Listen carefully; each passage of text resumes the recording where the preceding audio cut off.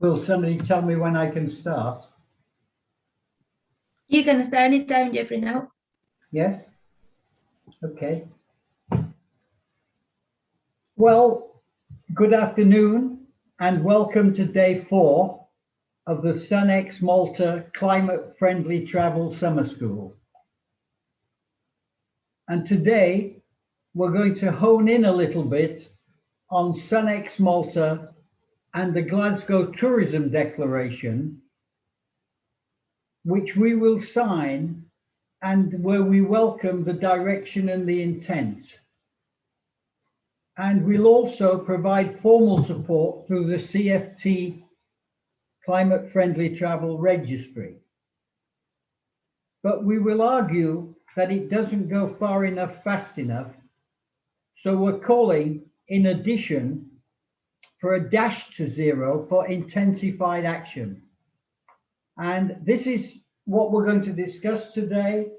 We will have with us for the whole day Dr. Hans Friedrich, who is the registrar of the Climate Friendly Travel Registry, who lives in Gozo, a small island which is part of Malta, and who's had a distinguished career, latterly as the Director General of an international government organization called INBAR, which is the International Bamboo and Rattan Association, and it's located in Beijing, where Hans had some happy years.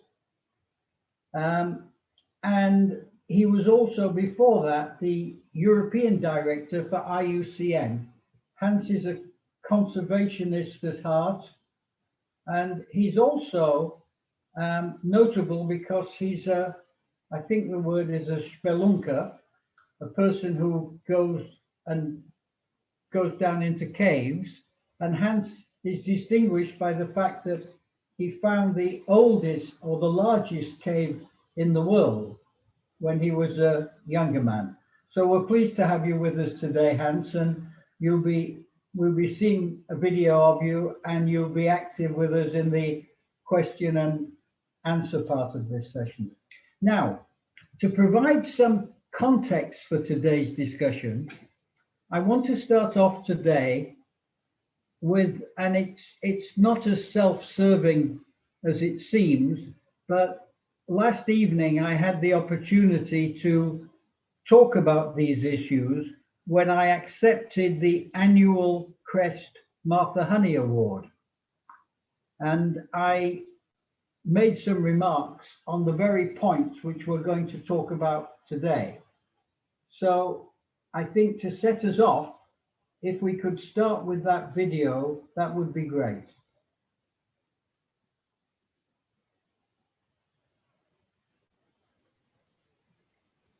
Hi. I want to thank CREST for this prestigious award. And I want to recognize the significant long-time green tourism thought leadership of Martha Honey, in whose honor it is given. I'm glad we traded differing views in the more civilized time of the early 90s and not in the polarized, hate-infected Trumpian world of today. It allowed us to come at the same issue from quite opposite viewpoints, with civility and with decency. And I wish there were more of that in our world today.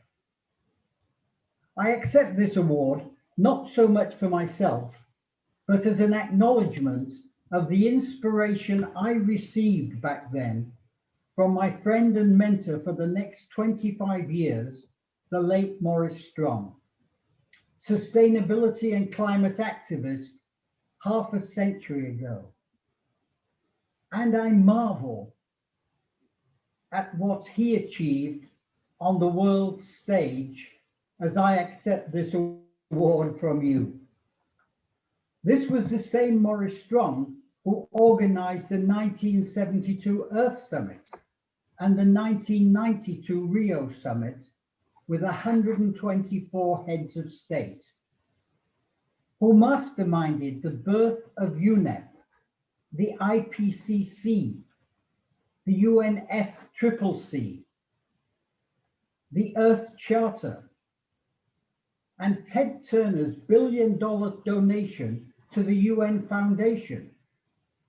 And arguably, you can find his fingerprints on the MDGs, the SDGs, and the Paris Climate Accord, where the negotiations began with a eulogy to Morris, who had died the week before. And Morris's vision is baked into the DNA of Sunex Malta, a legacy which Felix Dodds and I created for him in the travel and tourism space, where he always had the keenest of interest. Sunex Malta is an EU-based NGO, and we're partnered with the government of Malta to advance climate-friendly travel, low carbon, SDG linked, and Paris 1.5 trajectory. My message today from Sunex Malta, along with my real gratitude to CREST for this award, consists of 3 points. First, the climate crisis is existential. I repeat, existential. If we don't fix it, it fixes humanity. It needs to be our primary focus, and it needs it now. This is the hottest year in recent memory, with the most disastrous impacts escalating around the world: floods, fires, ice melts, climate refugees. We're seeing it all, and we're seeing more of it, and we're seeing it more intensely. Our current 2030 emissions trajectory is 16% increase rather than the 50% decrease needed to stay on track to reach a 1.5 degree limit. Second point, the Glasgow Declaration is a step in the right direction, but we have to go further and we have to go faster. We need not a race to zero, but a dash to zero. Net zero carbon 2030 rather than 2050. And by 2050, which is 3 decades into the future, we need to be operating with no greenhouse gas whatsoever. DASH stands for declare, act, support, and hope. Travel and tourism companies and communities must not only declare, they must act. And at Sunex Malta, we want to supply the support and the hope. And 3, our best hope is the youth, who will, as Greta Thunberg rightly says, have to clean up our mess. Today's young people are the yes we can generation, not the blah blah as Thunberg refers to ours. They will take the tough actions needed to live with the climate crisis because it's not going to go away. And we must give them all the support and all the hope that they deserve. I'll finish with a quotation from my friend Maurice Strong, an Inuit saying, which he used to quote very often. We do not inherit the earth from our fathers, we borrow it from our children.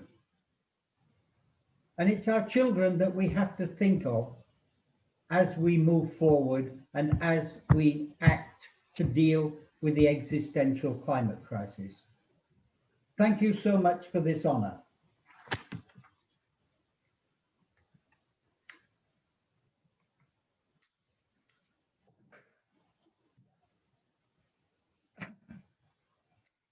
Well, as I said, a little bit self-promotional, but that really isn't the intention. I hope you, excuse me, I hope you gathered the central components of the message, the 3 points.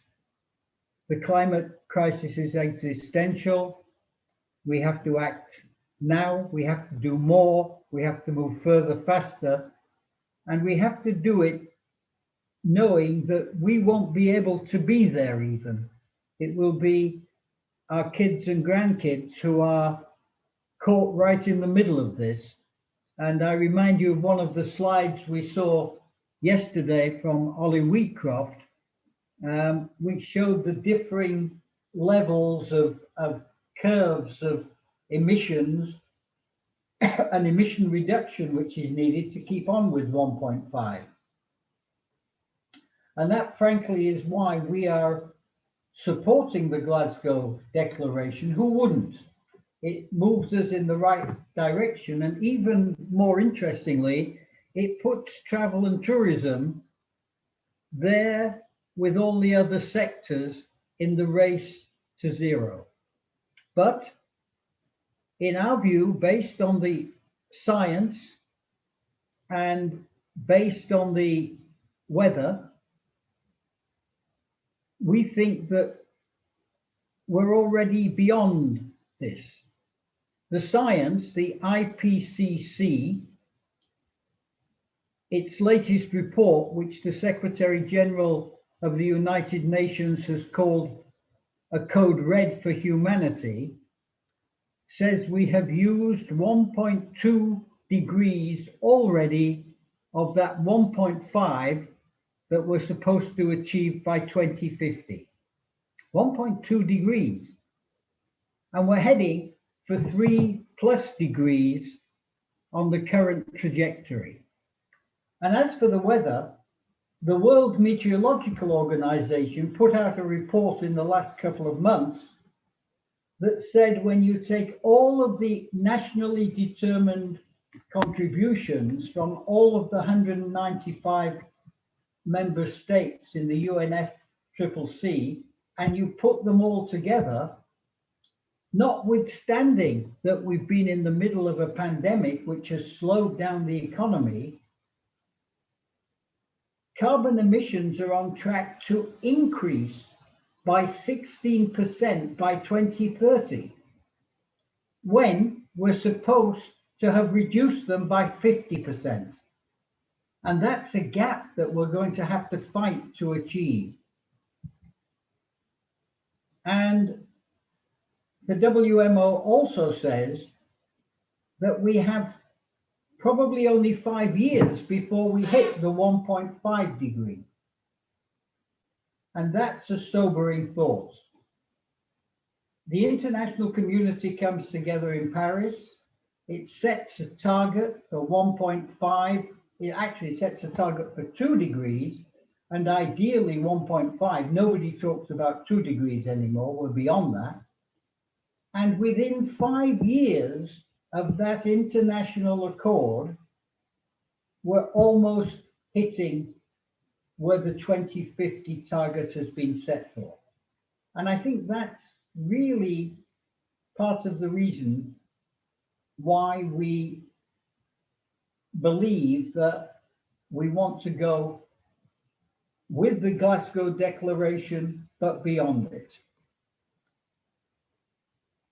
And why isn't Glasgow enough? We think there are some big issues. The first one I've touched on: will the industry generally, or travel and tourism specifically, act to deliver on its declaration? It's so easy to just put your signature on a piece of paper that says we're going to do something 10, 20, 30 years in the future. History says that we won't act in the same way that we declare.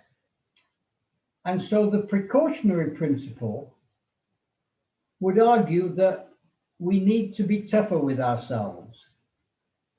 we need to not only look to a 2050 net carbon zero, we need to look to a 2050 absolute zero greenhouse gas. And that net carbon zero, we should be positioning for 2030. That's the precautionary principle approach.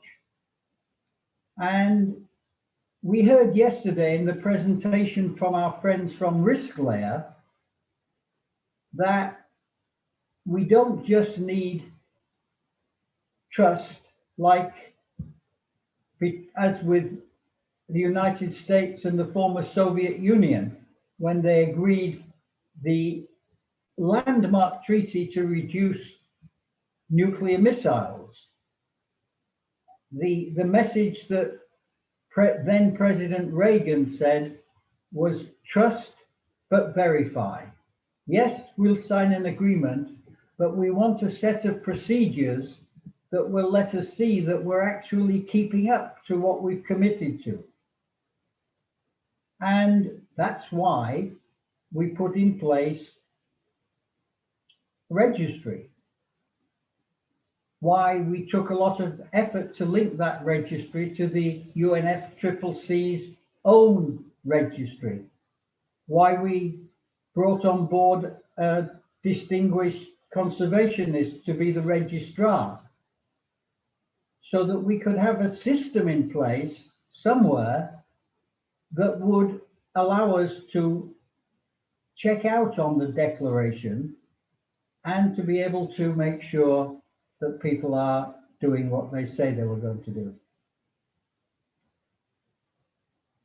And we will issue an annual bend the trend assessment from Cemex Malta. We have a think tank that we work with of distinguished climate scientists, and we will work with them to make annual assessments of how we're doing in the dash to zero. And again, we'll invite the Glasgow supporters to collaborate with us on this effort. So here we are. We're going to talk a little bit more now about the registry.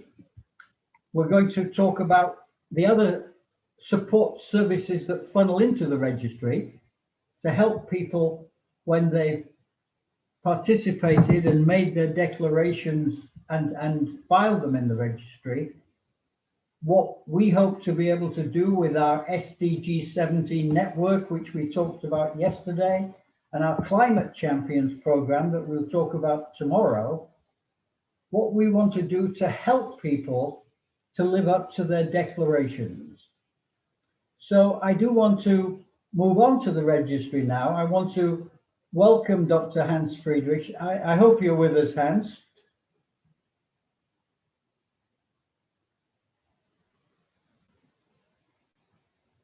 Hans, are you here?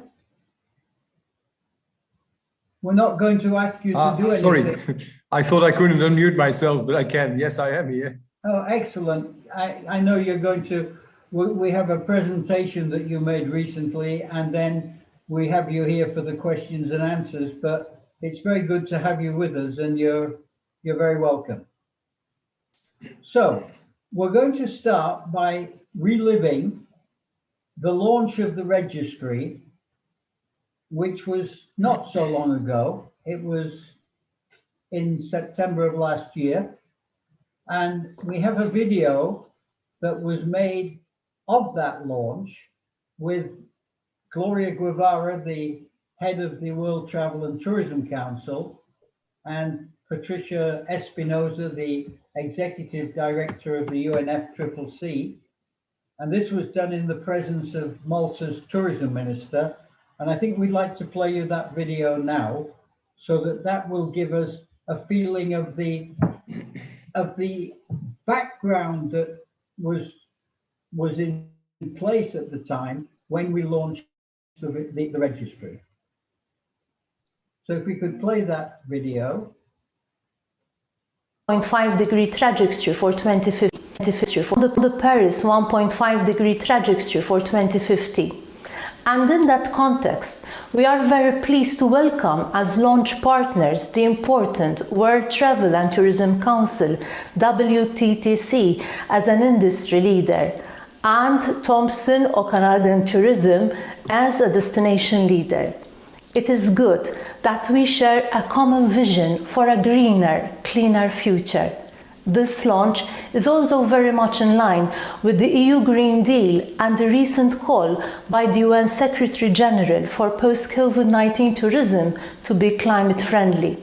I must say that proudly this extends Malta's tradition of being a global registry for shipping into the tourism sector, which is so important to our long-term sustainable development and that of the international community at large. I thank you.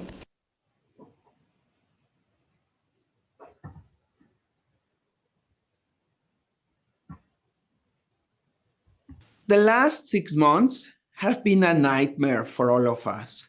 COVID-19 has altered lives, economies, and the nature of business on every continent, from the largest cities to the smallest villages. Nobody knows this better than all of you. I recognize this has been a horrible year for your industry. Others have been impacted, but the tourism industry, which generated 10.4% of global gross domestic product, more than 8.8 trillion in 2018, has been among the sectors most impacted. UN Secretary General Guterres recognizes this, publicly warning that as many as 100 million direct tourism jobs are at risk, and the massive drop in export revenues from tourism could reduce global GDP by as much as 2.8%. He reminded us that tourism is an essential pillar of the Sustainable Development Goals and that the most vulnerable workers and nations are at risk. The climate change crisis did not disappear with the pandemic. It's like a hurricane slowly heading towards us, one we've been warned about for decades. For many, it has already reached their shores, both literally and figuratively. So here we are, caught in one of the biggest challenges to your industry since tourism really began in any modern sense. And we still face a climate emergency that must be dealt with. Unlike COVID-19, however, it's a threat we can clearly see coming. It is advertised daily. Let's heed the warning. The convergence of these two global crises has opened a window of opportunity, not simply to recover from a virus, but to build forward, to build cities and communities that are safe, healthy, green, and sustainable. This includes industries as well. The travel and tourism industry has an enormous role to play and can have, through its action, positive impacts. As the SG said, it is imperative that we rebuild the tourism sector in a safe, equitable, and climate-friendly manner, and so ensure tourism regains its position as a provider of decent jobs, stable incomes, and the protection of our cultural and natural heritage. The good news is that the WTTC recognizes and is doing its best to urge its members to take stronger and more ambitious action to address climate change. The industry needs this organization like never before. You know the sector must take real climate action, and UN Climate Change continues to offer the support you need to do that. We continue to look forward to working closely with you to charter the way to achieve climate neutrality in the travel and tourism sector by 2050, and to set clear and ambitious annual milestones for meaningful climate action and emission reduction until we achieve that target. While the 2050 target is what the science tells us that we must achieve, the journey for all of us to achieve that goal needs to start now.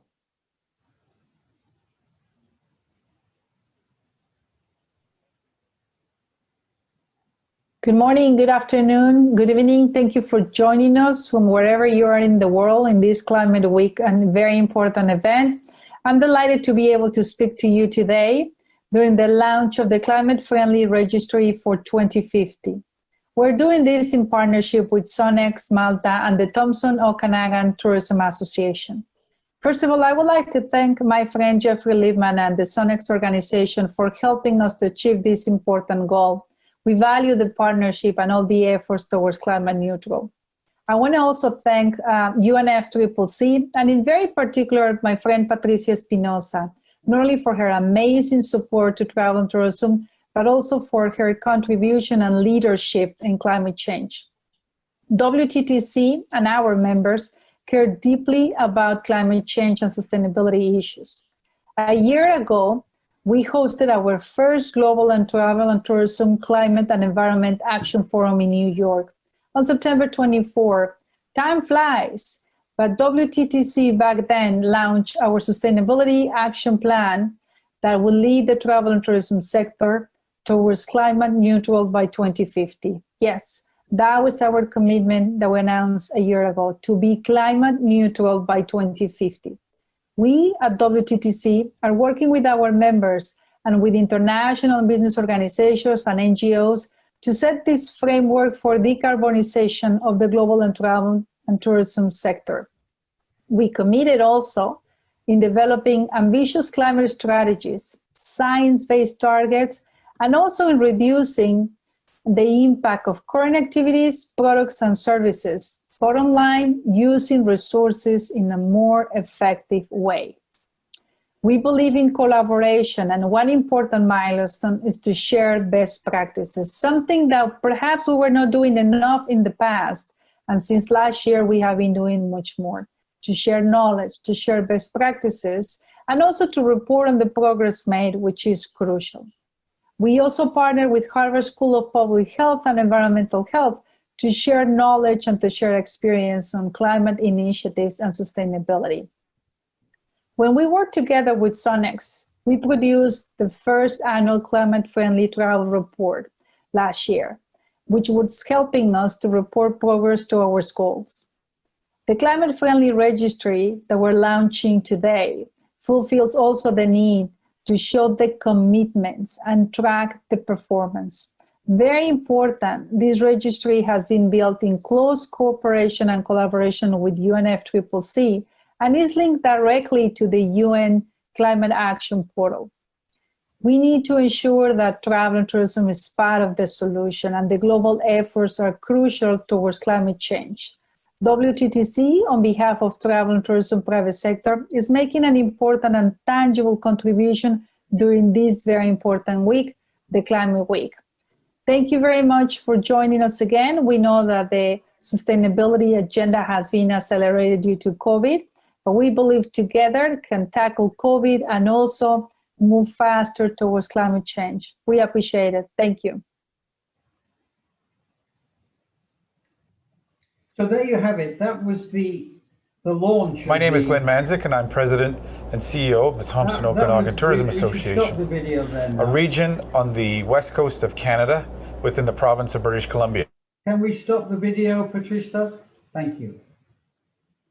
Yeah, I cut it short because I think you got the essence of the launch with Patricia Espinosa, the Executive Secretary of the UNFCCC, and Gloria Guevara, who was then the head of WCTC, and the Tourism and Consumer Protection Minister, then Tourism Consumer Protection Minister for Malta, to show the strong support for this registry from the government of Malta, which, as many of you might know, has for years hosted the International Shipping Registry. So there was a natural interest in hosting a registry for travel and tourism, particularly as Malta's very involved with and dependent on travel and tourism for its economic development.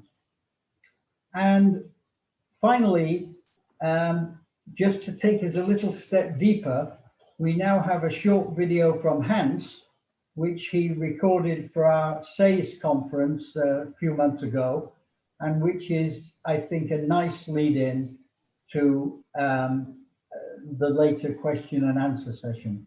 So if we could listen to Hans now, please.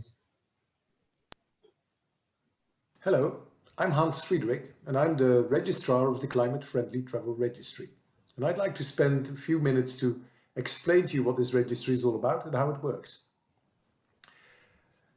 As you know, the United Nations Climate Convention is looking at the carbon reduction ambitions of everybody in the world.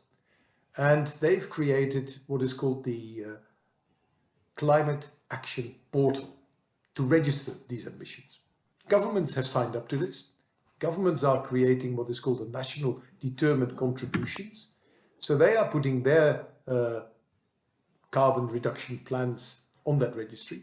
And within the government's ambitions, of course, are the ambitions of local authorities, as well as cities and of business. So industry, including the tourism industry, has to comply as well. Now, what we're saying is start making your plans now. Start thinking about your current carbon emissions. So what is your, as we say, what is your carbon footprint now? What will it be in 2050? And how will you get to that? How will you reach that zero carbon emission goal by 2050? And to do so, making a plan to do so is not just a charitable decision, it's actually quite a financial, sensible thing to do, because reducing your carbon reduction, reducing your CO2 emissions, mostly means reducing your energy consumption. And reducing energy means reducing costs. So actually making a plan makes sense from a financial perspective. We're asking you to make those plans within the context of the other Sustainable Development Goals, because they're all interlinked. You know, the 17 goals have all interlinkages. So what you do for carbon may have an impact on some of the other SDGs and vice versa. And when you have this plan, register it, record it. And we've created the Climate Friendly Travel Registry to do just that. The Climate Friendly Travel Registry is the only link for the travel and tourism community into the United Nations Action Portal at the moment. Let me read to you a message that we recently received from the United Nations, which says, I congratulate the WTTC on the Climate Friendly Travel Registry launched jointly with Sunex Malta, with us, and I welcome the opportunities this offers to travel and tourism organizations to develop, register and promote their climate strategies, plans and achievements in support of the goals of the Paris Agreement. I look forward to seeing all travel and tourism organizations participating in this climate-friendly travel registry, as well as redoubling their efforts to ensure a climate-neutral and resilient world by 2050 at the latest. Now that statement is by Patricia Espinosa, the Executive Secretary of the United Nations Climate Convention, and she's basically saying, register your plans because this is the link with the United Nations. The other reason why we say you should start registering is your customers, your clients are looking for action. They are concerned, of course, about the health issues at the moment related to the COVID epidemic, but people are starting to ask questions about the environmental impact of your operations. What are you thinking about climate action? What are you doing to reduce your carbon? So by registering a plan, you may get new customers. As I mentioned, the governments have made their commitments. The governments are getting more and more serious about this, and governments are therefore going to have legislation. They're having regulations that will basically make it obligatory to have your own climate action plans. So by registering a plan now on the CFT registry, you're ahead of the curve. You're preparing yourself for a not too distant time in the future when you have to do this legally. What we're asking though is not just a pledge. You know, we're not just asking you to say, we agree that climate change is an important issue and we will try and get to zero by 2050. We need figures. The United Nations wants facts, it wants real data, so they can monitor, because you can only monitor what you're measuring. And therefore, we want that as well. We want you to actually put on this registry facts and figures. Now that sounds complicated, but actually it's not that difficult. Let me explain. It's basically a website, you know, climate-friendly.travel. And when you get onto it, the first part is really the pledge that I talked about earlier. It is a statement that says, yes, I agree with climate-friendly travel, low carbon, SDG linked, following the 1.5 Paris Agreement. We want your name, your company details, an email contact so we can be in touch with you, and a signature. And that basically is the statement. You then have to pay a small administration fee that allows us to maintain the website, work on communications issues and get more information onto the website. And you then get into part B, which is really where the information is needed. Because as I said, if you can't measure it, you can't manage it. The first questions relate to these sustainable development goals. We're trying to actually say, look, what is important for you as a company? I can imagine that a hotel on a beach might say, you know, SDG 14, life in the sea, is critical for us. Yet a hotel in a city might say, well, that's not really important. A lodge in a forest might say SDG 15, life on land is important for us. But again, a restaurant somewhere else on a beach may say, no, that's not actually important for us. So each enterprise, each company will have different sustainable development goals that are particularly relevant, particularly important. We're then asking you real carbon data, starting with your current footprint. What are your emissions today? When do you think your emissions will peak? What do you think your emissions will be in 2030, in 2040, and 2050? And how do you get there? So this is the real information that is needed, and it's not easy, but it can be done. And we will help you with this, because on the web are a number of hubs, as we call it, with information. You know, there's an innovation hub with case studies, with innovative new information. There's a learning hub with guidelines and guidance. We have a strategy hub which tells you more about strategic interventions. So basically it provides you with documents, with guidance, with contacts, with links for you to make your plans. We also have on the registry a few windows where you can list anything that you want to show, any innovation that you're particularly proud of, or any particular plan you would like to share with the rest of the world, so that this is a living system, as it were. And every year we hope to upgrade, we hope to update, we hope to review, and of course slowly getting down to that carbon zero target of 2050. I hope that's given you enough information. We already have some registered parties. We're getting many more this year, but let's leave it at that and ready to answer any questions. Thank you. Thanks very much for that, Hans. I hope it gives a sort of initial feeling about how the registry can play a role in the future development of both the Glasgow Declaration and the Dash to Zero. We're very keen to collaborate and to have the registry serve as a transparent place for companies and communities to file their climate ambitions and to update and review them annually, and to make them available for the governments who need to monitor this, so that they can make a total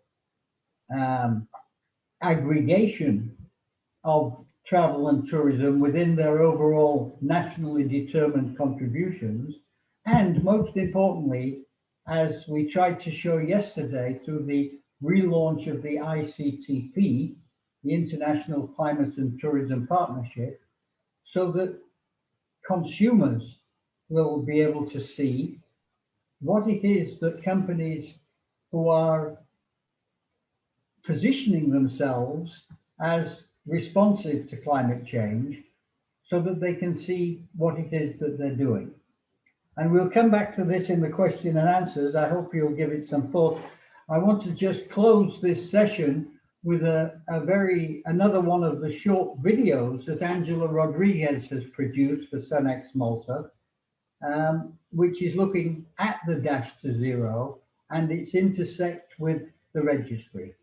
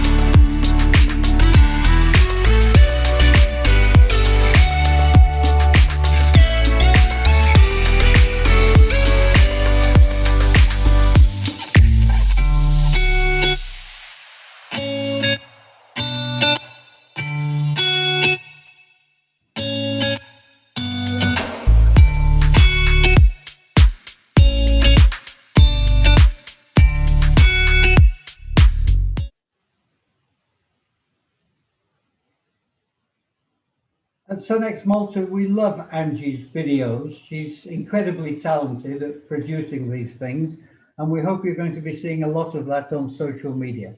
We're going to take a break now, and then we're going to come back and look at something which is quite different, which is the important role that China is going to play in this whole general direction to a zero carbon and a no greenhouse gas future. So during the break, again, we have another one of our lovely dodo videos. Otherwise, take a break, stretch your feet or stretch your legs. You don't need to stretch your feet, and have a cup of coffee. And we'll be back in about 15 minutes. Thank you. Do this. Do the dodo come back? I can do that. Do the dodo come back? But I wanna see what you can do. Boom, boom, boom, boom, dang, dang. You know it's all I do. Dodo come back.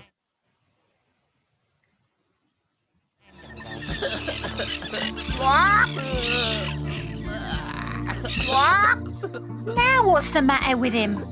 I better take a look.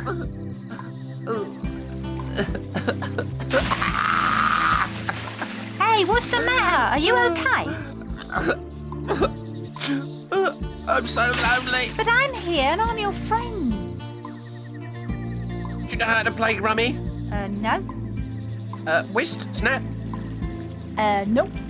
I've got no one to play with. I'm lonely.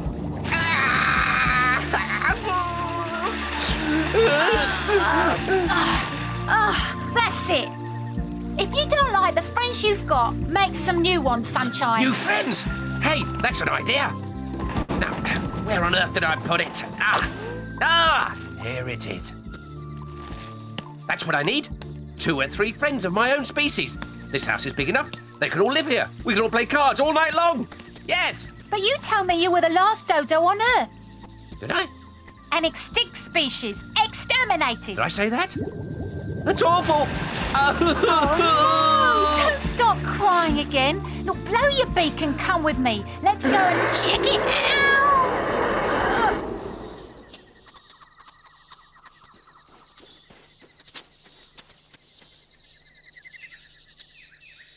Ah, told you so. Look, a friend. Wow! Ah! Ow! Oh! What's your name? Mine's Dodo. Put it there and give me 5. It's great to meet you. Yes. Hey, calm down. Can't you see this thing's made of wood? I'm hallucinating. It can't be. A what? A dodo. It's just incredible. Sure I'm a dodo. Why not? There haven't been dodos here for 300 years. Oh, really? Why not? Exterminated. Oh, yeah? By who? By the people who discovered this island. And nobody stopped them doing it? Animal rights didn't exist then. Oh, no, why not? All right, mate, that's enough. You're making me dizzy. If you want me to tell you the story of your species, keep still and listen. Okay. Sorry. I'm listening. Right. Apparently, the dodo was a very peculiar odd bird. Hey, watch it. Oh, sorry.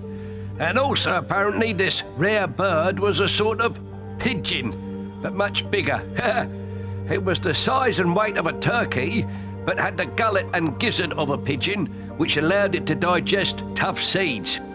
It had huge feet, tiny wings, an enormous funny beak, and 3 plumes on his backside. Look, I warned you. No, it's true. It could have flown if it had wanted, but it lost the ability because of the lack of predators, and so it waddled instead. It lived a quiet life on Mauritius, just pottering around. It only had one mate, 1 egg a year, that both parents took turns sitting on. Then man arrived. Exactly. Dodo meat wasn't like chicken, but the starving sailors who landed on Mauritius didn't worry about that. And as dodos had never seen enemies before, they happily ran up to these newcomers as if to say hello to them.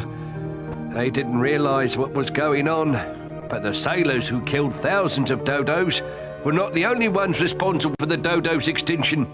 Shortly afterwards, settlers arrived with their dogs, cats, pigs and rats. All of them took an immediate liking to dodo eggs. As a consequence, in 1680, only 170 years after the discovery of Mauritius, the dodo was nothing more than a memory. And that's the story. Would you like to play cards? Oh, yeah. They exterminated my species, and now they put up statues in my honor. They dedicate a museum to me. They make money out of me. Humans are weird. Those humans weren't the same as us. But they were humans. In those days, they weren't aware of the damage they was doing. They should have been like me. Clever.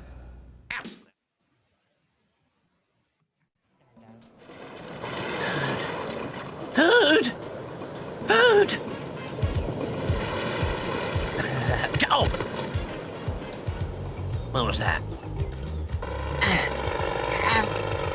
Lummy!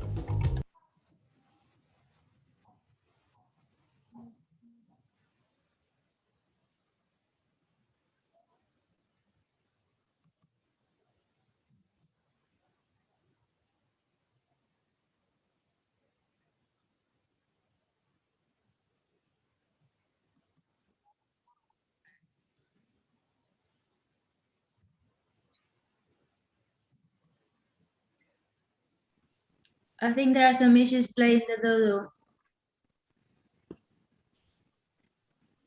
We can play another little chapter if you want. If we have. Yeah, it's just 5 minutes chapter.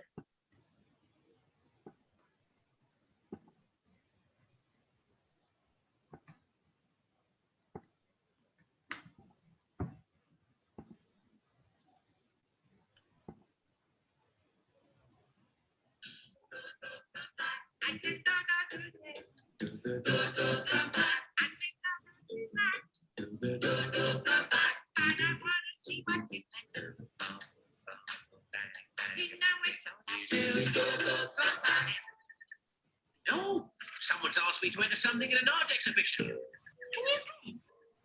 I don't think so. So? It's called Art and Environment. They're asking stars to paint pictures which will be sold and the profits donated to a campaign against pollution. That's not such a bad idea. Dodo, artist, painter, sounds Where are great. you going? To buy some painting gear, of course. Okay. Canvas, easel, brushes, oils, palette. Cost me an arm and a leg, but I've got everything. Let's see what the manual says. You have got your materials. To start painting, all you've got to do now is find inspiration. I knew I'd forgotten something. Don't you know what inspiration is? No. It's the idea, the subject. It can be flowers, a meadow, cats in the basket. It's what you want to do when you have the choice. Huh? Can I do your portrait? No, it's sweet of you, but Right. And you're not easy to draw with all those legs. Well, I better go and have a think about it. What to paint and what not to paint? That's just a question. Oh, a tree. It's too big. Won't fit the canvas. A dustbin. Bold but ecological? Maybe not. Madonna's old farm. Architecture's not exactly my strong point. Said oil painting was difficult. Inspiration's far more complicated.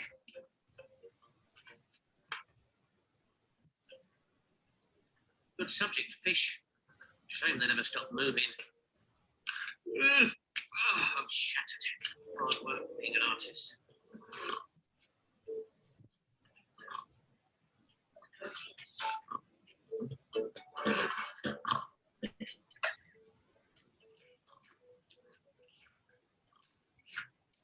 You just pulled one of my feathers. Sorry, Leon. Strange animal. So beautifully yellow. I don't know why, but I love this yellow. Hey, would you like to pose for me? Anything you like, Leon. What are you exactly? A chameleon. My name's not Leon Cammy. What? Chameleon, friend. A saurian reptile from the vermeling family. Lummy, do you mind telling me about it as we go to my studio? I'm an odd animal, a unique prototype with many abilities. I live in hot climates. I spend all my time hunting in trees. To describe my life like this sounds pretty exhausting, but being able to stay still is my biggest talent. Pull the other one. I'm best known for my ability to camouflage myself. I've got retractable cells under my translucent skin that allow me to change colour and disappear into the foliage.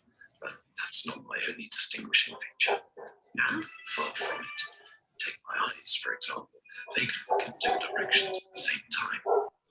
And my long tail, which I keep rolled up when I don't need it, is prehensile. I use it to grab hold of the branches on which I perch. It's also my tongue, which is as long as my head and body all put together. Not to mention my chest that I inflate to scare off other chameleons. I could go on forever about my other assets.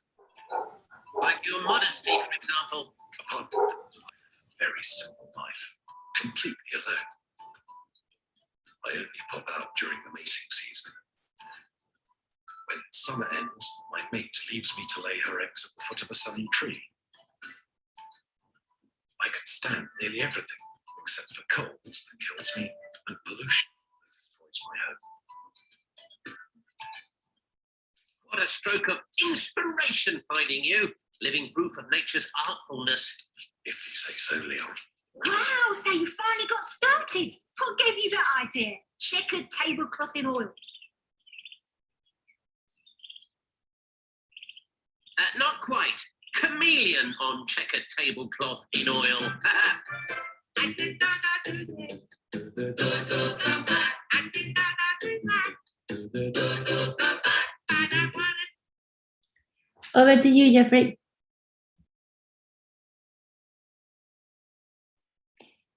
Please unmute yourself.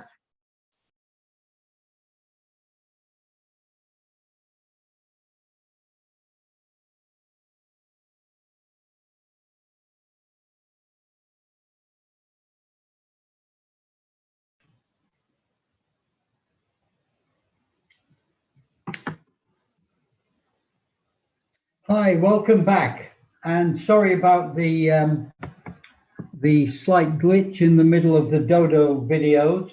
And it may be that we're going to have another one now, because I really wanted to play you as we shift quite dramatically from the micro to the macro.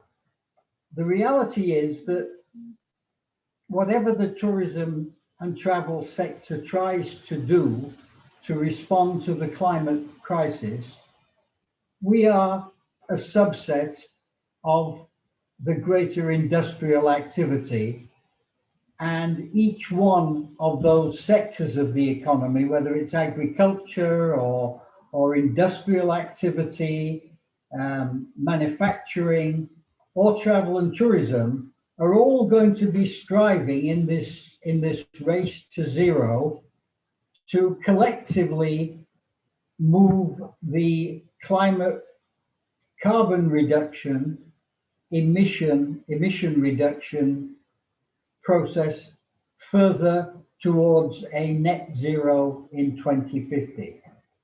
But of course, if the governments, who are the controlling elements, haven't made those big moves, then it's really immaterial what any of the sectors is going to do.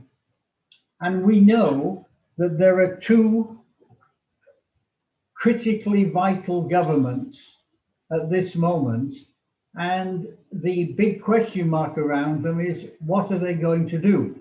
The one we know, and we see it on our television screens most days, is the United States, which is going through a kind of inner crisis, which has resulted from 4 years of Donald Trump. I don't want to go into that, but I think in our area, it's well known that the first thing that Donald Trump did when he came into power was that he pulled out of the Paris Climate Accords.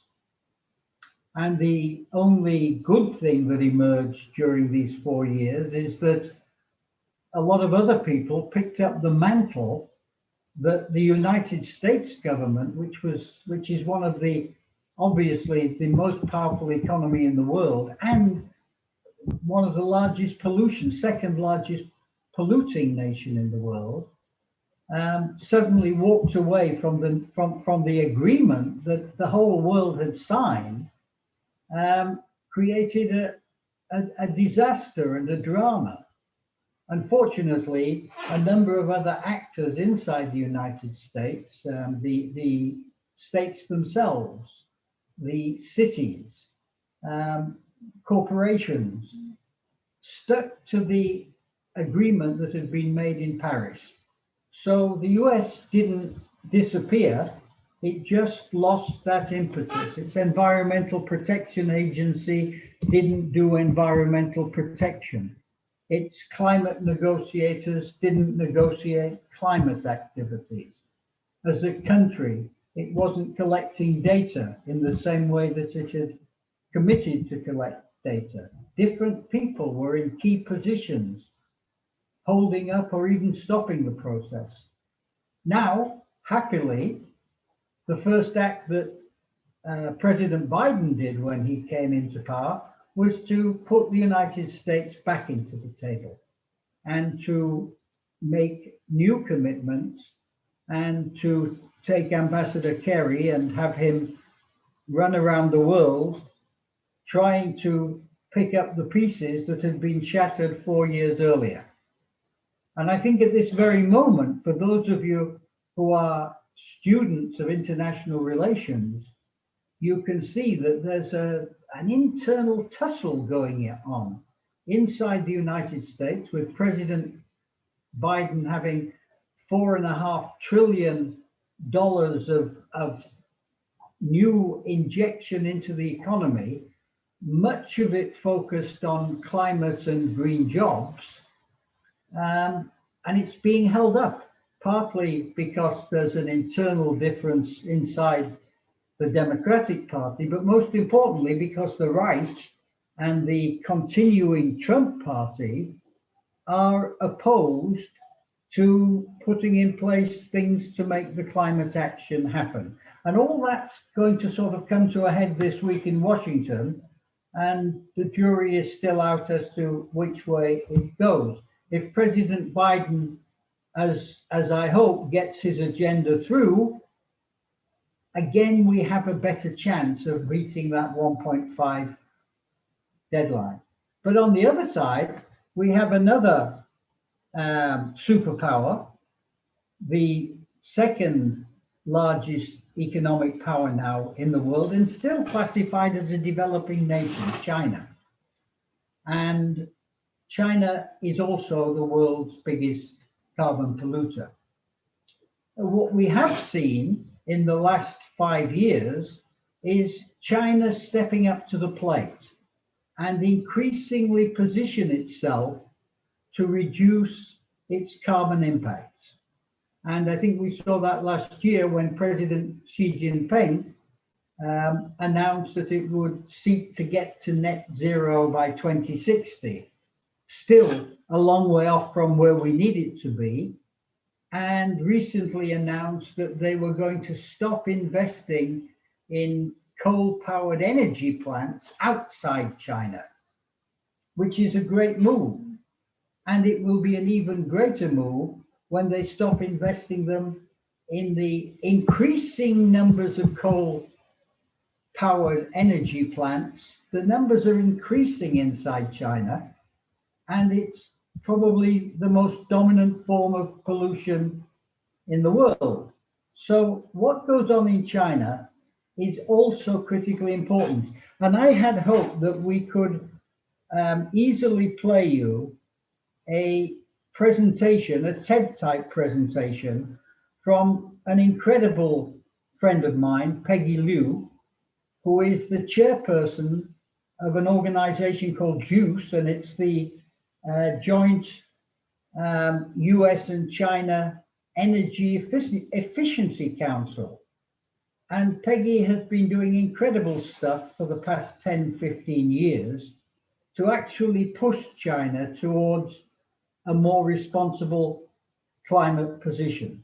And I do have a video, and I'm not sure if we can show it. And if we can't, I apologize. And if we can, I'm going to try to do that now. If you can just bear with me whilst I play with the technology. And I'm not particularly good at this, and it keeps telling me what I can do and can't do. But I'm going to try to play this video and then see if it works.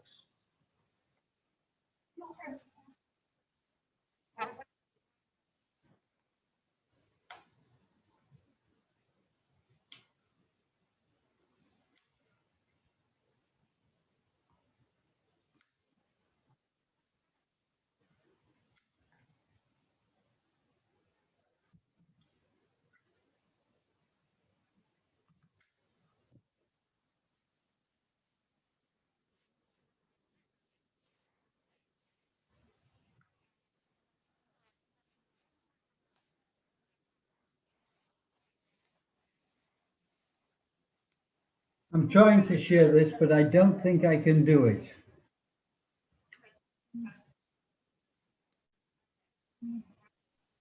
What are you trying to share, Jeffrey? I have a video on my screen that I'm trying to share. Can you send, is it anywhere? No, I don't think I can. Okay. Oh, you're sharing it off of your phone, no, a small device, right? I just don't think I can do it, I'm afraid. I'm sorry. My apologies.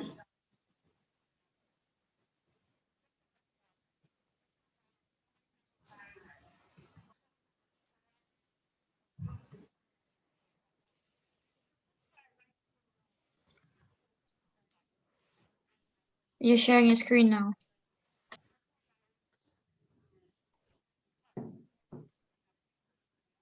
I think I might be able to do it. Just bear with me one more second, and I think I might just be able to do it.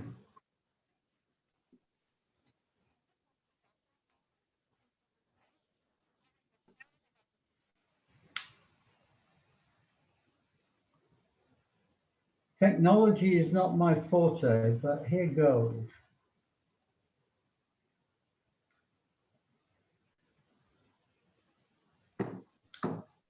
Can you see my screen now? Yes, we can.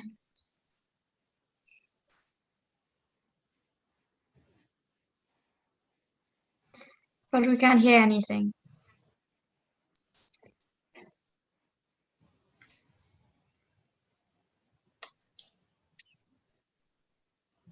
Hang on, I'll try. You couldn't hear it. No.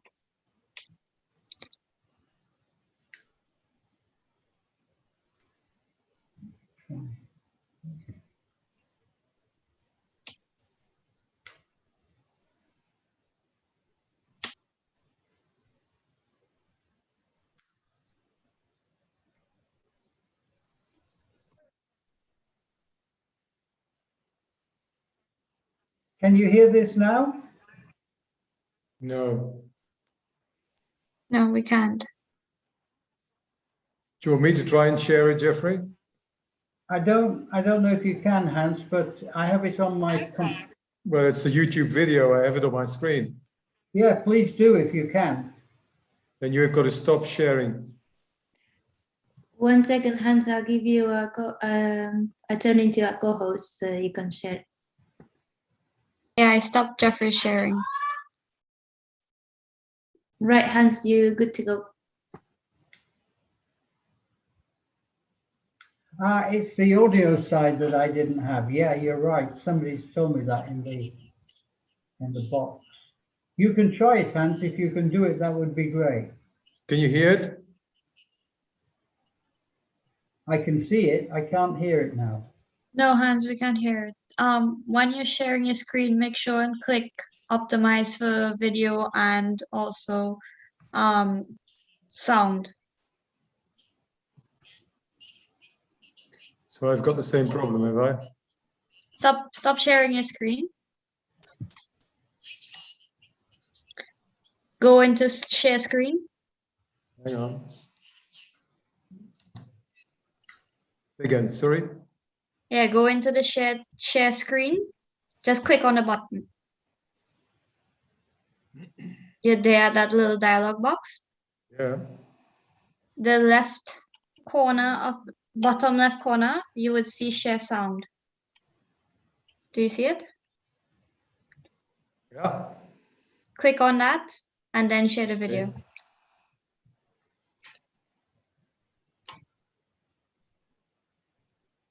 So for those of you who haven't met me yet, my name is Peggy Liu, and I am from Shanghai. Does that work? For those of you who are interested in keeping in touch with me, I'm Shanghai Peggy at the various platforms, Facebook and Gmail, Twitter, etc. I'm the founder and chairperson of an organization called JUICE, which was started in 2007 out of the first public dialogues between US and Chinese government officials on clean energy. And we have basically traced China's rapid green journey since the beginning. My job is basically to change the world through societal scale change, catalyzing environmental initiatives.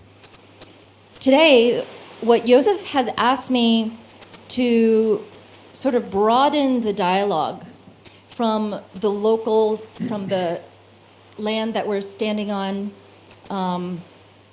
to something much broader, something that you might not be familiar with, to show you the scale and pace of change in China. So first of all, I'd like to say thank you very much to the organizers, to all of the speakers, especially the Maori teachers here who have taught me so much about appreciating the land that we come from. So I would like to show you the land that I currently live in for the last 13 years, which is Shanghai. This is actually a view outside my window. Unfortunately, this is also a view outside my window. You probably have heard about the pollution, but I want you to actually appreciate the fact that every single person in China not only lives in this and breathes it, but we taste it every day. This is where, the second and third tier cities in China, they normally look like this. So what we've been doing since about 1990 is, as we've started to industrialize, is we've been raising these buildings very quickly. So this is was right outside my door. In 1990, this was part of Shanghai called Pudong, Lujiazui. 10 years later, it looked like this. Another 10 years later, it looked like this. Today, the building on your right that has a crane on top is the second tallest building in the world and has been completed. This is a view outside my backyard to the freeway that is sort of decorated with neon purple light. This landscape goes throughout the entire city of 26 million people that I live in. So urbanization drives everything: energy, economy, culture. It is the fundamental thing you have to understand if you need to understand China today. 700 million people are moving from rural areas into cities or being encompassed by new cities. And the reason is because for every single migrant moving into a city, the economy benefits by making more money. So they are spending a lot of money, in fact, $6.75 trillion in just a handful of years to spend on building roads and grid and buildings and subways, everything you can imagine that a city needs. 129 million homes built in just 20 years. McKinsey estimates that in 20 years, 50,000 new skyscrapers, over 30 floors high, will be built across China. 60,000 new kilometers of highways, 100 new airports. So I know these numbers are a little bit big, but if you can just imagine, what we're doing is we're building whole new cities at a time. Each of these cities within 10 years pop up from literally nowhere. 226 cities of over 1 million each. So just to compare, there's only 35 cities of 1 million people or more in all of Europe. So this is very crowded, but it's across the entire land of China. So again, I live in a city of 26 million, but that's growing rapidly, and that's encompassing the cities around it into one major region, sort of megatropolis. So China is, a lot of people ask, are they trying to take over the world? Well, they have no ambitions about being the leader of the free world, but they have already become the leader of the rail world. And I'm going to show you how pervasive this has become in China. This is a concept called transit-centered living. And this is how all of our cities are developing, where on top of a subway stop, a transit node, you would have a school, you would have residential, you would have office, you would have a lot of restaurants and bars, all within 10 to 15 minutes of walking distance. This is the block that I live on. So the stars are exit stops for 3 subway lines. So to get here to New Zealand, I went downstairs 29 stories, I went into the subway, I went 30 minutes to the international airport, and I checked in. If I were to go domestically, I can go 30 minutes the other way on the subway, I can go up a 3-story escalator and check in. One more stop, I can check in to the high-speed rail, 5 hours to Beijing. These are 3 subway lines underneath my feet. The 2 circles are 2 brand new developments. All of this is happening within a 10-year span. So even though on a day-to-day basis, I'm very annoyed by the construction, the noise, the dust, but I know, like every other citizen in China knows, that someday, soon, life is going to get very, very good. And so that keeps us going. The Shanghai Metro, just to give you another example of scale, is the longest in the world today. But in 2020, we're going to be double the size of the London Metro, right? If you were to visit me in Shanghai, I wouldn't take you around in a car necessarily because of the traffic and the congestion, but I would really want to take you on the subway. This is an example of the rail stations that we're building in every major city. This is the Shanghai rail station where I can take the high-speed rail to Beijing. You can probably fit 10 airplanes in here is my guess, at least. And this is just one floor. The high-speed rail, and what that means is it goes over 200 kilometers per hour, or very, very fast. We're building 30,000 kilometers by 2020. It's going to connect, by that time, 80% of our large cities.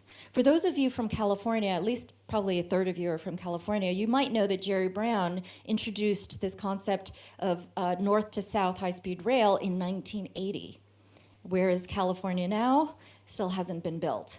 Okay, we started building in about 2007. By 2012, we have the longest rail network of high-speed rail in the world. To do this, we're spending $724 billion in the next several years on top of what we've already spent. What this means is not just prosperity for China and convenience for China, but it means regional prosperity for Europe, for Russia, all the way down to Kenya. One Belt, One Road is probably the single most influential concept you have never heard of, because China is terrible at marketing. But OBOR, One Belt, One Road, is tying all of these routes together with high-speed rail and with maritime routes. This is a new Silk Route 2.0. This is 65 countries, all with bilateral agreements, all of which we want free trade agreements with. This covers currently 4 billion people, or half of all the world's GDP. So already about a year and a half ago, a container train can go from Ishu, the factory town of China, to Madrid in 21 days. Pretty soon you'll be able to go from King's Cross, London, to Beijing in 2 days on high-speed rail. What this means is that for those of you who study economics, you know that transport to ship goods means prosperity. Prosperity means peace. So this is the new geopolitics of regional prosperity that is China's vision with all of these 65 different countries. Now notice, New Zealand, I don't think is on the map. Notice that America is not on this map. They estimate that we're going to have to spend $2 to $3 trillion per year. And there's already 3 banks that have been set up to start fund this. Each of the countries are also funding it, matching it. Private money is also going into this. So tremendous, tremendous economic growth is going to come from OBOR, the terrible, terrible name of OBOR. A lot of people ask me, is China going to go green, and is it going to go green fast enough? My answer is that it's really going to look something like this. So let me talk a little bit about how China tackles challenges, especially in the face of climate change. One of the secrets that a lot of people don't know about China is that it's one of the only countries in the world that has mandatory government training. It trains, like, let's say, a mayor, mandatory 12 days minimum each year. If you're going to be promoted to governor or something higher, you might sit in this class for 2 to 3 months, maybe up to a year. If you're special, you might get to go to Harvard Kennedy School. This is a class that I led of 50 mayors, where I brought in the former vice mayor of London talking about their climate action plan. They have 8 of these mandatory government training academies. I teach at 3 of them. So I'm a professor at the China Academy of Governance, a lecturer at the China Executive Leadership Academy Pudong, the National Academy of Mayors for China, on how to build eco-cities. We've been doing this since 2008, and we've taught 1,000 mayors and central government officials. Think about the way that we are able to push new, things like CFLs. What are CFLs, right? What is smart grid? What is clean energy, distributed generation? All of that goes through this to the people who have the resources to make great change. They say that this is a reason for China's harmonious, fast growth. The other thing that you should know is who makes up our government, right? So in the US, Most people who run the government are lawyers. There might be a handful of actors and comedians, right? In China, they're mainly engineers and scientists with master's degrees. Now, there's been a shift. 10 years ago, the last 10 years before Xi Jinping, it was all scientists and engineers, civil engineers would be in my classes with master degrees. So this was the age of technocrats. Now, under Xi, we have scientists, engineers, but a lot of economists and one journalist. I call this the age of techonomists. So what's happened is the first 10 years, we had massive efforts to invest in clean tech, rapid urbanization, so all the stuff that engineers like to play with. This 10 years, starting about 3 years ago, we now have publicly supported slower growth, but sustainable growth, more efficient growth, more value-added manufacturing, more services, more consumption, smarter cities. This is a massive shift for China. So because we have this background, you'll see people like the person who does our climate change talk negotiations, Xie Zhenhua, with Christiana Figueres, the former head of UNFCCC. China in even 2007 came out with a national climate change plan which said, we believe in climate change, it's caused by man, or humans I should say, and we, China, need to do something about it. In 2007. It's undebated within the country. The other thing you should know about China is that we, even though you might think of us as Russian communism, as German communism, as something scary, as something anti-democracy, actually, the better way to think about it is China runs itself like an MNC, a multinational corporation. We're like GE, we're IBM, we're Cisco, we're Microsoft. We have a CEO, we have a chairman, we have a board, the state council. We have mayors and governors, party secretaries at a local level who are our branch managers. We have a recruiting and HR department called the Central Organization Department. We have business plans that are every 5 years. These business plans, I'm showing you the latest one, or actually the last three, no, sorry, the last two. They have numerical metrics that we are measured against. And this is then divided to every single local mayor and governor. They have to meet these or they're not promoted. Okay.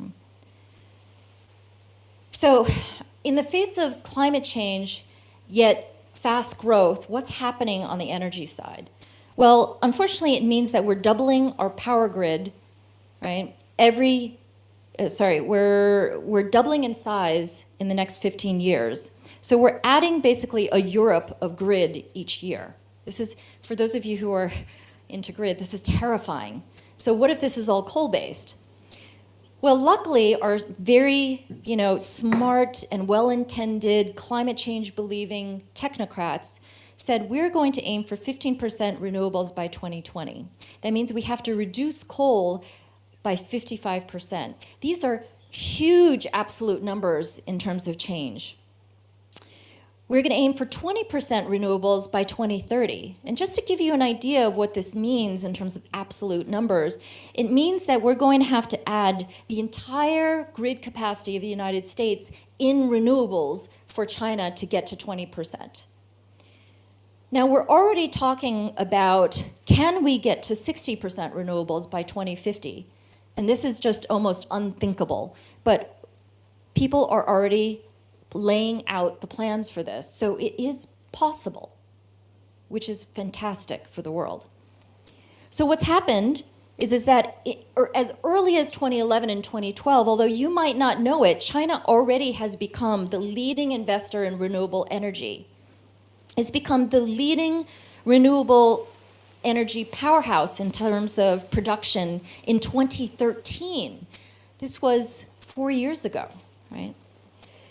We're putting our money where our mouth is, right? So $5 billion in subsidies over a period of 5 years in just new energy vehicles. So as a result, one company alone has skyrocketed in terms of electric vehicles and electric batteries. We have over 200 companies now producing electric vehicles in China, just within the last few years. Now, we're not just piloting in companies, we're piloting in whole cities at a time for every single imaginable clean energy technology. So this one is carbon emissions trading schemes. It's a fundamental step towards carbon taxes and a new monetary scheme to measure environmental impact of coal. So we, in the last few years, have been piloting different schemes in 7 regions, and this year we're going to do a national launch that takes the best of each of these into one.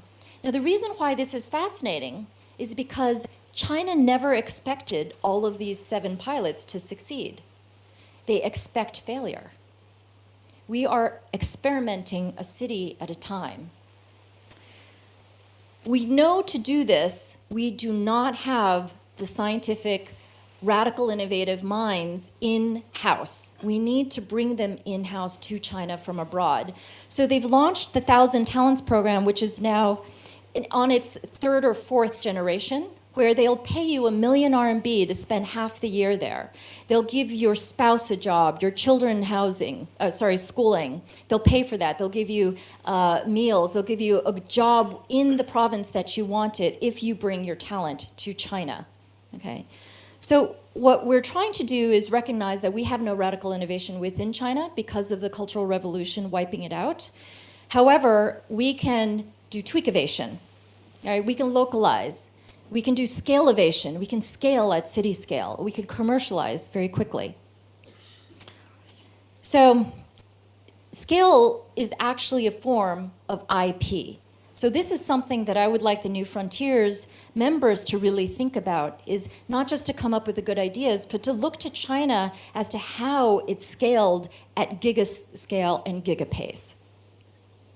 So as a result, China has moved from the factory of the world to the clean tech laboratory of the world in just 10 years. One of the other things that you should know is that the government is not afraid of putting massively different, radically big, amazing policies out there, one after another. So, you know, Lao Tzu is one of our philosophers, and he's like Confucius, right? That level. And he said, be not afraid of growing slowly. Be afraid only of standing still. This is a great one quote to summarize policy action in energy for China. So I'm going to try and go through this very quickly and not go through each of the slides, but I'm just going to show you. In 2007, we came out with the National Climate Change Program. 2009, we were did a COP commitment to cut carbon intensity radically. In 2013, we established the Circular Economy Strategies and Action Plan to fundamentally change the energy use of steel and aluminum and paper and petroleum, etc. Heavy industry. In 2013, we established the Air Action Plan, which basically reduces pollution radically. In 2014, we established the National Climate Change Plan, which has mandatory caps of coal emissions by heavy industry. In 2014, we had the historic US-China joint announcement on climate change leading up to the Paris COP talks, where we promised to cap CO2, absolute cap of CO2 by 2030. In 2014, we launched the Energy Strategy Action Plan, again, absolute coal consumption cap. In 2014, we announced national carbon market. In 2017, I mentioned that earlier. We also announced taxes on gasoline and diesel that would then fund environmental plans. In 2015, we had this radically different environmental law, which has unlimited fines for not only companies, but individuals if they pollute.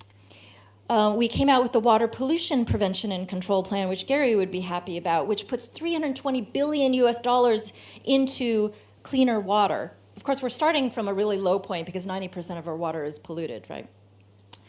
Again, law on air pollution and prevention control.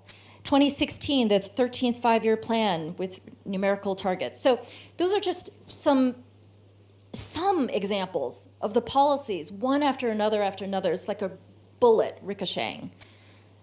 And compare that to, let's say, the US, which not only hasn't been able to establish these types of policies, but I think now it's going backwards. So as a result, China has decoupled energy and economic growth. Only California and Sweden have been able to do this. What does that mean? It means that as our economic growth, or GDP, has slowed down slightly, actually our energy consumption has dramatically reduced. So this is what we need to do in order to get to the sustainable vision that New Frontiers imagines. Something that shocks every journalist that I talk to, governments that I work with, from Norway to UK to New Zealand, is that China has already reached peak oil consumption and peak coal consumption. So for those of you in the energy industry who understand this, and because China is the #1 consumer of energy resources around the world, this fundamentally changes energy economics. By the way, we've closed over 130 large coal-fired power plants already in construction or existing because our demand is much lower than capacity. So my message to you is that China's continued climate action is not going to stop because Trump has come to the twilight zone. The reasons why we are going green are internally driven. It's part of the China dream to balance economic growth and environmental protection. We want to be a convener rather than a leader. Most importantly, we're not in a race with others for some sort of economic prize. We're in a race away from the Cultural Revolution towards a more livable China. So as we go from chief polluter to chief eco-solutions provider, I see a lot of partnership opportunities for New Zealand with China and every other country with China on innovation and on new trade routes to create low-cost, sustainable solutions, not just for China, not just for New Zealand, but for other countries like Southeast Asia, for Africa, for the continent of Africa, where we can deploy it everywhere, again, at gigascale and gigapace. So one of the great examples of collaboration specifically for New Frontiers is food education. This, in last year, 2016, at the UN level, has become a new global priority. Because for many of you, you realize that our food choices, every bite we take, affects both personal and planetary health and economic health. This is a single golden lever to change the development pathways of entire countries. Yet no country really has, most countries other than Japan and possibly Korea, has a formal food education program. So I suggest that we work together on food education for kids. It's also, as of last year, a national priority for China. So I suggest that we work together, New Zealand and JUICE in China, to create bilingual English and Maori play-based education for young kids. This is an example of the curriculum that we've created, from Eat a Rainbow Every Day to I'm a Pooh Detective to Chomp Chomp Yum. All play-based, based on board games, based on fun, based on cooking, based on gardening, based on songs, teaching about how much sugar is in your drinks, teaching about real food versus fake food, being able to distinguish the two, or where your food comes from, all based on bilingual flashcards. So I'm out of time, but I will be leading workshops in the afternoon. I welcome you to join me if you're interested in collaborating in some way with China, with JUICE, on food, and for all of our health. Thank you very much.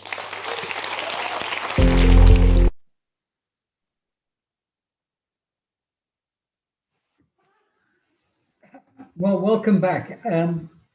I take responsibility for playing such a long video, which wasn't focused on travel and tourism, but you could see some very important travel and tourism components behind it. I think what Peggy Liu has to say shatters a lot of assumptions about how China will play in the future decarbonization of the world. And when you see the size and scale of what they're doing, it is incredible. So I wanted to introduce that into our session today, and also particularly because I wanted to do it when we had Hans here. And yes, I see Dr. Rao from India has said it was a wonderful video. Every time I see one of Peggy's videos or listen to her, I'm just amazed that there's so much capacity for communicating important things in one human being. She's quite incredible. And I wanted to do it when Hans was with us because in China and ran an international organization from China. So when we go into question and answers, we basically have three.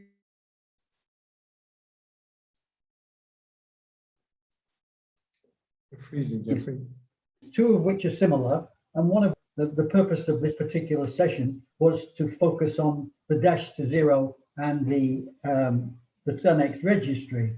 But I think anything that I could even contemplate we could do at CEST Malta against the background of what we saw has been accomplished, and the scale of the development in China, the high-speed rail network, which they've done over the last 10 to 15 years, is incredible. So I'd welcome questions, comments, thoughts, and we'll now go into our question and answer period. And feel free to either raise your hand and ask for the floor, and I think whoever's operating our system here will be able to give you the floor, or type something in the chat box and Hans and I will try to respond to it. So I just see someone asking for the link to the video. I think someone, Hans, can you share it? Sure. It's a YouTube video, so it's not difficult, but do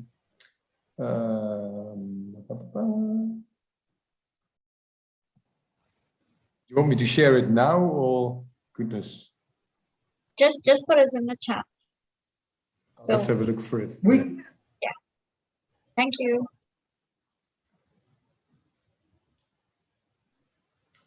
I'm not seeing any questions and I'm not seeing any hands. And I can't believe that after that video, people have gone to sleep. No, Jeffrey, we're just stunned.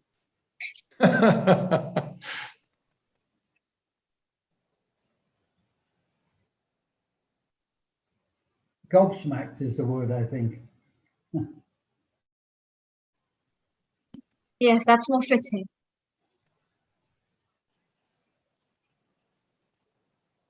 Hans, let me ask you a China question whilst other people are sort of thinking about what to say.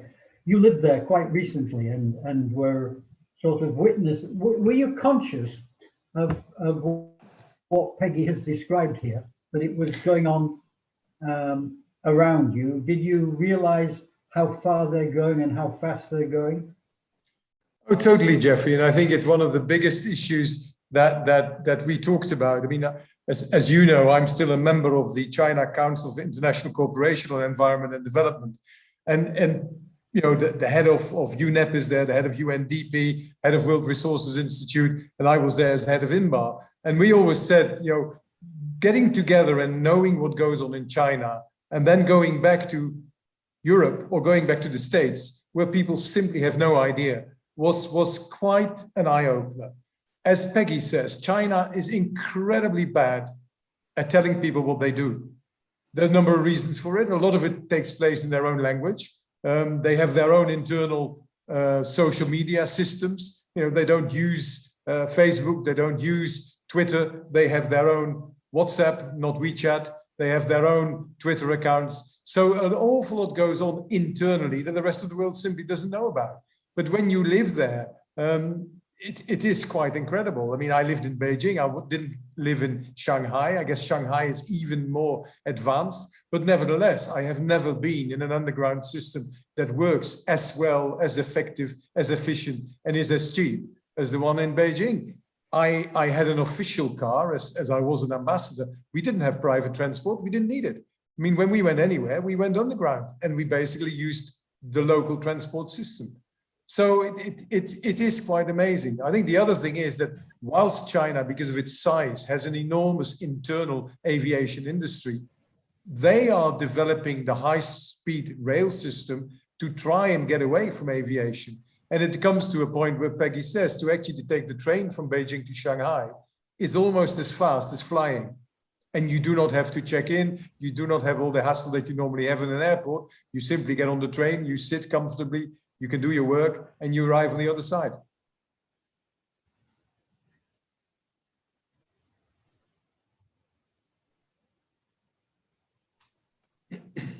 Thank you, Hans. And I have something coming in here from, okay, yeah. So this person goes by name Alejandra from Yamapak. Hello, Jeffrey. I'm interested in learning how a small project like ours, we promote use of native pack animals or llamas in Peru to reduce the impact generated to our fragile mountain ecosystem by the use of exotic pack animals used in tourism, such as donkeys and mules. Can motivate travel agencies and tour operators by providing a carbon reduction kind of incentive that could be recognized internationally. Usually, tour operators still do not use llamas because it is more expensive for their costs. So maybe if we can include a carbon footprint reduction, it could be more appealing for them. Llama Park project, I have not been able to attend all meetings due to the time difference and a newborn baby. Congrats. But the topic is really interesting. Did you get all that, Jeffrey? Or am I stuck? I think Jeffrey is frozen. Oh, wow. let me maybe respond to some of it, Ariana. I think the issue is, why don't we use llamas for transport and tourism? I think the issue is, llamas work in Southern America and Latin America because that's where they live. It might be difficult to introduce them in, say, Africa or in Asia. But I do agree that one of the things that we've been talking about with partners in Africa, for example, that instead of having four-wheel drive vehicles, it's actually much more friendly, environmentally friendly, and in some ways more interesting to be on horseback or even go on a walking safari. I mean, when I lived in Africa, that's what we did quite often. You go out on the field with a ranger and you walk and you see so much more than if you're actually driving around in a four-wheel drive. Plus the fact you don't emit any CO2. So I think the idea of actually being on the back of an animal rather than being in a four-wheel drive vehicle is certainly something to think about. And it's one way that the tourism industry, the nature-based tourism industry, can reduce its impact. Jeffrey, do you have anything to say? Well, it's a very conservationist approach because it's easier for the lions to eat your hands. Lions don't eat you, Jeffrey. They only come when they are hungry and when you're trying to basically be nasty to them. The thing is, with most wild animals don't necessarily approach humans. I mean, in fact, they are presumably more scared of you than you are of them. But of course, yes, I mean, a pack of lions that's hungry, you don't go walking next to, and that's why you need to be with a ranger. They know where to go and where not to go. Agreed. So we have a next question coming up really from Alejandro. only teasing. Alejandro again. What do you think about the race for space tourism with all the emissions generated? While we are facing the climate crisis, government should regulate emissions for this luxury travel. I see Alejandra has her hand raised if she wants to. Is it the same? No, it's not the same person. It's two different. Yes, I asked the question about llamas. I wanted to maybe put it in context. So we promote the use of native animals, which is in Peru is llamas. But my question was, how can we motivate tour operators and travel agencies? Because They are aware of our project. Our project looks to reduce the impact generated by foreign pack animals in our mountain ecosystems. And we want to generate development and inclusion of local Andean farmers in tourism benefits. But because it is more expensive, some travel agencies do not hire llamas, even though it's better for the environment. So is there any way that we, as a very small project, can generate like an incentive saying that they will reduce their carbon footprint, but in a way that can be recognized internationally without it having to be expensive for us? I don't know if you understand what I'm trying to ask. Is like, what can we do to motivate travel agencies so that it's more economically beneficial for them, even though hiring llamas is more costly to their operations? My simple answer would be, Alejandro, it's a lot to do with communication. I mean, yes, we need to explain this. I think people may not realize the issues, and that is something that we can do through our registry communication systems and the contacts that we have. But I think it is a question of literally raising that awareness with travel agencies so they understand the issue and they see the value. I'm not sure, Jeffrey, if you have other thoughts about this. Well, two points. I mean, I think this is a challenge companies have particularly. And in, I think it was Tuesday's session, I talked about the relaunch of the ICTP as the International Climate and Tourism Partnership. And a very significant part of what we're trying to do, and where Cenex Malta and the registry are to sort of position themselves, is to focus on small and medium-sized companies and to give them some visibility in the process. I don't think we can help you deal with the sort of the tour operator mentality. That's beyond the scope of what we do. But in terms of identifying you as a worthy project and perhaps helping position you in the travel and tourism trade through the World Tourism Network, I think we'd be, not only could we do that, but we'd be very happy to work with you. And at this moment, as a sort of gesture for the COP, with regard to the registry, we've taken out all costs for anybody this year. And it's not, even in the future, we're talking about a €50 a year filing fee because we want to pay our expenses. But it's a very small amount of funds. And I think we're also at that stage where it's the beginning of anybody who's going to get quite a lot of focus, and we want to have people to feature and to show. And we have a monthly bulletin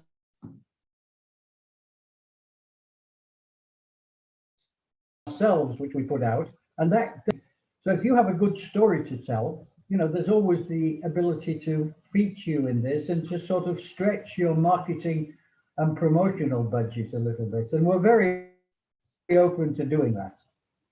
We're looking for good examples, and we're looking for people who would like to kind of believe in the same, who do believe in the same kind of things as we do, and where we can make win-win relationships. Awesome. Thank you. Thank you very much for all your feedback and that invitation. I will share some of our links so you can learn more about our project. Thank you. And I'll get back to you, Alejandra, on LinkedIn. No problem. So we have a next question about, well, the one I was repeating. What do you think about the race for space tourism with all the emissions generated? While we are facing a climate crisis, government should regulate emissions for this luxury travel.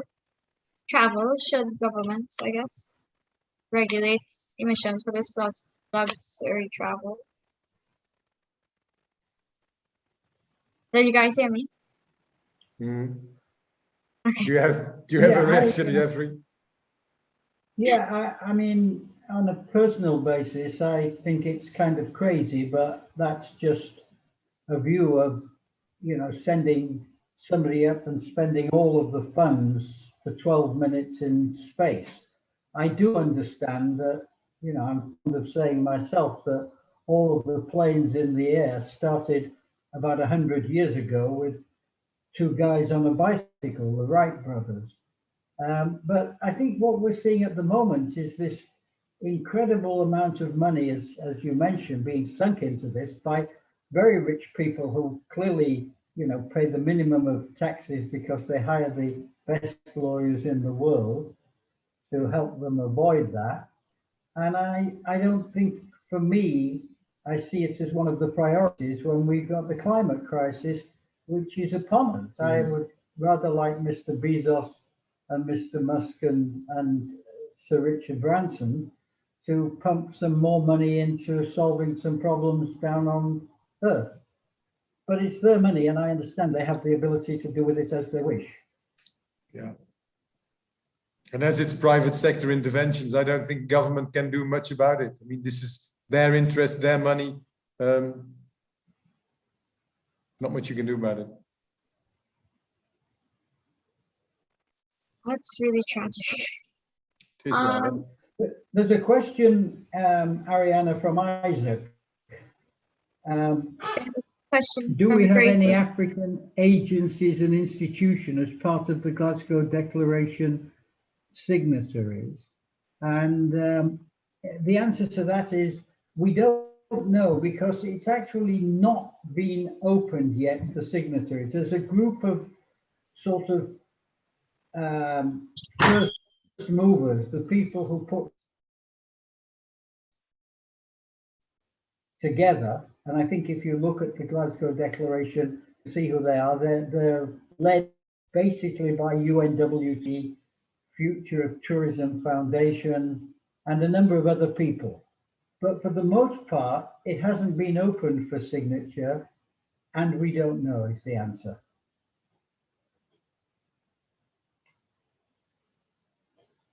Yeah, Jeffrey, I see Grace has her hand raised. Grace? Grace, this is very dangerous whenever Grace intervenes in our discussion. Hi, Grace. You have to unmute yourself, Grace.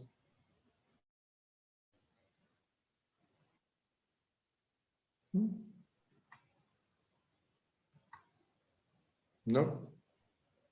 Or were you just giving everybody a high five, Grace? I think she got tired raising her hand.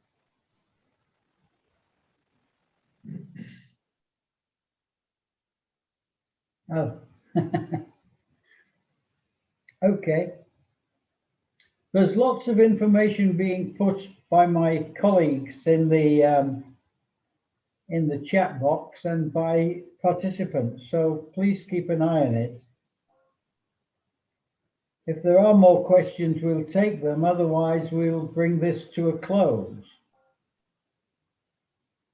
I apologize for the somewhat disruptive communications today, but I think we managed to get through everything that we'd intended to get through. And I appreciate the fact that so many of you stayed with it. And tomorrow is our last day.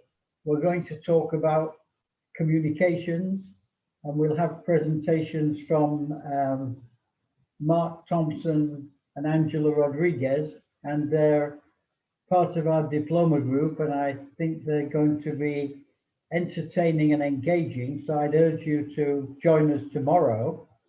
And as it's exactly 3 o'clock, which is a miracle, we could bring this to a close. And thank you all for participating today. Thank you very much. Interesting. Bye. Thank you, everyone. Bye.